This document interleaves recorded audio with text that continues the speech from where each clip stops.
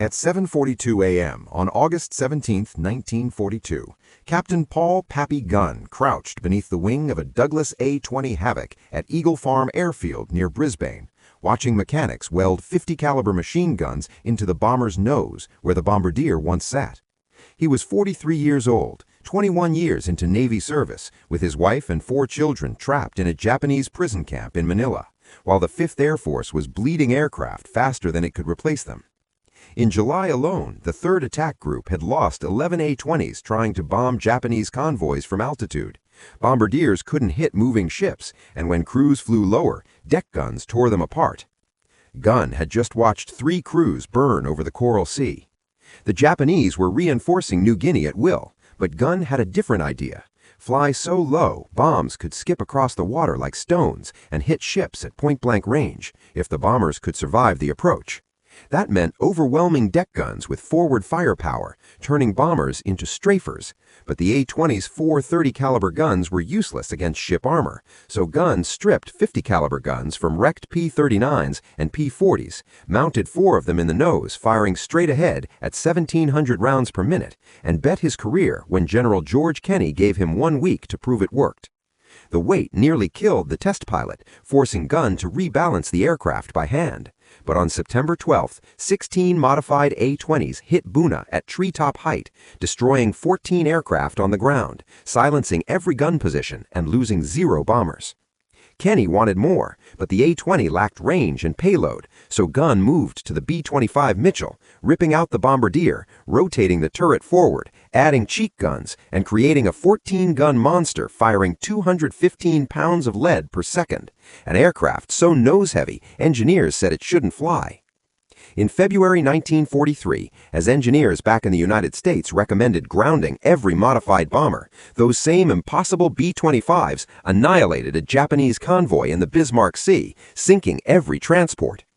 On March 3rd, 12 B-25 strafers led by Captain Ed Larner came in at masthead height against an 8-ship convoy carrying nearly 7,000 Japanese troops, following failed high-altitude bombing attempts. And when the strafers opened fire at 800 yards, their 50-caliber streams shredded bridges, killed gun crews before they could react, and stunned ships long enough for skip bombs to punch below the waterline and detonate inside engine rooms. 1 transport was dead in 30 seconds, another broke in half minutes later, and by the end of the day, the convoy was annihilated, not by precision bombing, but by overwhelming point-blank violence. It was the moment bomber warfare changed in the Pacific, when Paul Gunn proved survival didn't come from altitude or caution, but from flying straight into the teeth of enemy fire and killing the gunners before they could pull the trigger. Japanese soldiers were still below decks when the hull split open, and most never made it topside before the transport sank in 6 minutes, survivors leaping into the Bismarck Sea in full combat gear as their packs dragged them under. Australian Beaufighters strafed the destroyer Shikami as it tried to shield the convoy, and even after anti-aircraft fire crippled 1 attacker, the pilot pressed on, raking the deck from bow to stern and cutting down the gun crews before B-25 strafers arrived to finish the job, hitting the destroyer from multiple angles and leaving it burning and dead in the water. By 0900 hours on March 3rd, the convoy was scattered across 40 square miles of ocean, transports burning, destroyers crippled, survivors drifting helplessly. And when the strafers returned that afternoon with fresh bombs and full ammunition, the Japanese had no fighter cover. Their Zeros were on the ground refueling. 1 transport took 12 direct hits and detonated so violently the explosion was visible from Port Moresby 130 miles away, erasing 1,800 soldiers in seconds, while others were pounded at point-blank range until they capsized or broke apart.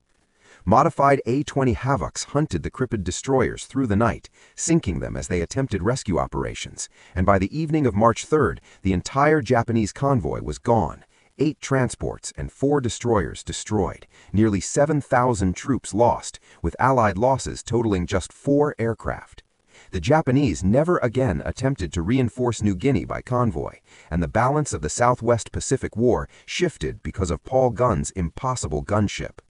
Days later, while engineers back in the United States were still writing reports explaining why the modifications couldn't work, orders were sent to integrate forward gun packages into factory production, and Gunn himself was flown to California to show North American aviation how he'd done it, turning field improvisation into doctrine and rolling out the first factory-built B-25 strafers that would carry the same brutal lesson across the Pacific, that survival didn't belong to the cautious, but to those who struck first, hit hardest, and never gave the enemy time to react. North American aviation built 400 B-25 strafers and then pushed the design even further, creating the B-25H with 8.50 caliber guns in the solid nose, 4 more in cheek packs, 2 in a forward-rotated turret, 14 forward-firing guns total, while retaining the 75mm cannon with an improved recoil system that increased its rate of fire. And finally, the B-25J, which removed the cannon entirely and replaced it with even more machine guns, giving the aircraft 18 forward-firing .50s, the most heavily armed production bomber in history, with nearly 5,000 built and first delivered to the Pacific by October 1943. Gunn returned to Australia exactly 6 weeks after leaving, his family still imprisoned in Manila, while the strafers spread terror across the southwest Pacific, destroying Japanese barges near Finschhafen, sinking cargo ships at Wewak, smashing oil facilities at Balikpapan, and forcing the enemy to abandon daylight shipping altogether, only to discover that the strafers could hunt at night using radar, skip bomb in total darkness, and coordinate with PT boats that illuminated targets at the last second. The Japanese called the modified B-25s the Black Death, and on November 2, 1943, 59 strafers tore into Rabaul Harbor at masthead height, hitting 30 ships in 15 minutes and ending the port as a forward supply base, a mission Gunn flew himself at 44 years old, despite having no obligation to fly combat, driven by the knowledge that his family remained captive and conditions in Santo Tomas were deteriorating. Through 1944, the strafers evolved further, carrying rockets, napalm, and parafrag bombs, mastering combined strikes where high-altitude bombers forced defenders to look up before low-level gunships arrived, and in just 8 months they destroyed hundreds of aircraft on the ground, sank hundreds of ships, and killed tens of thousands of Japanese troops, becoming the decisive weapon of the Pacific Air War. Gunn continued improvising until some B-25s carried modifications found nowhere else, spreading his designs to other theaters, from the Mediterranean to China, Burma, India, until in November 1944, a Japanese air raid on Tacloban wounded him badly enough to qualify for medical retirement, a sentence he refused to accept until his family was free.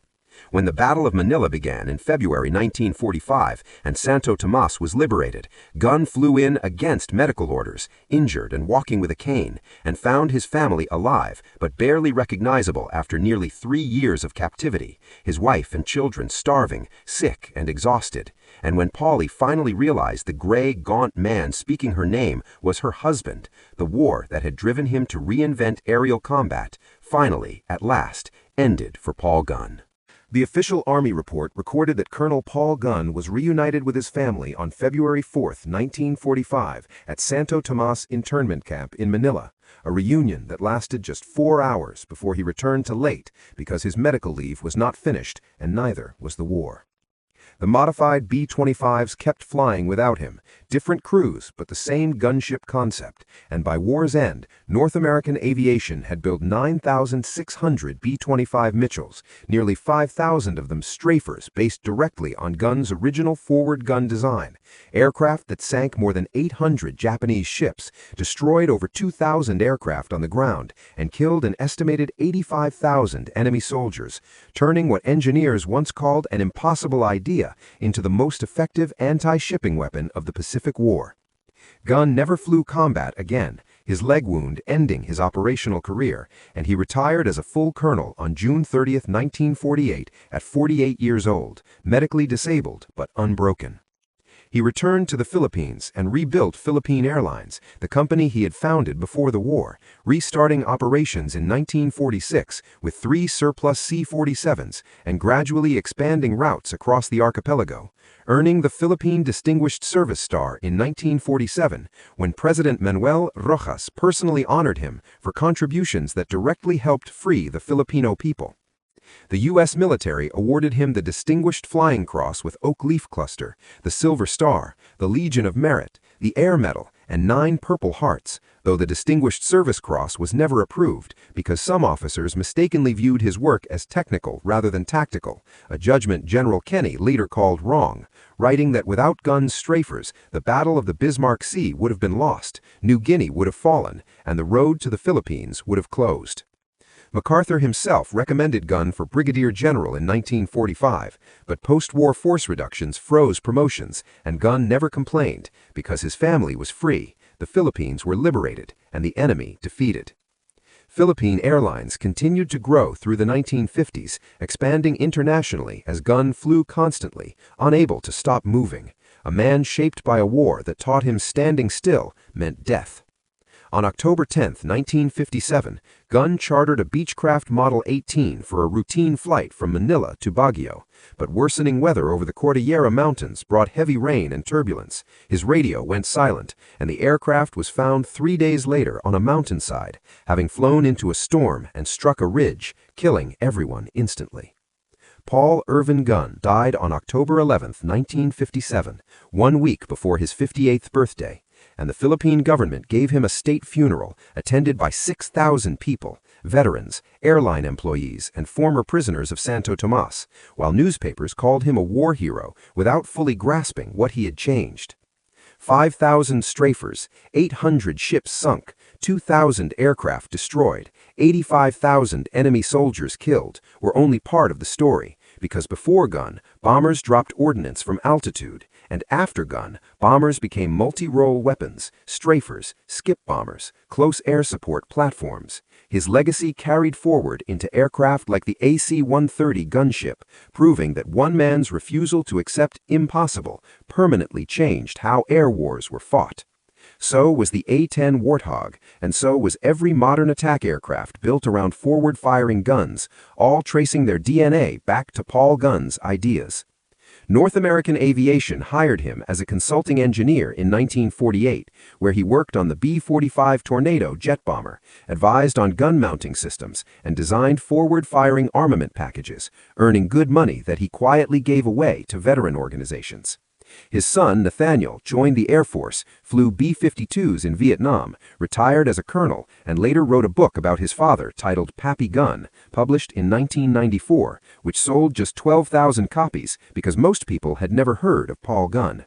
Today, the National Museum of the Pacific War in Fredericksburg, Texas, displays one of his original gun mounting sketches, yellowed paper with pencil measurements, no stress calculations, no computer modeling, just a hand-drawn idea that helped destroy thousands of enemy troops in the Bismarck Sea.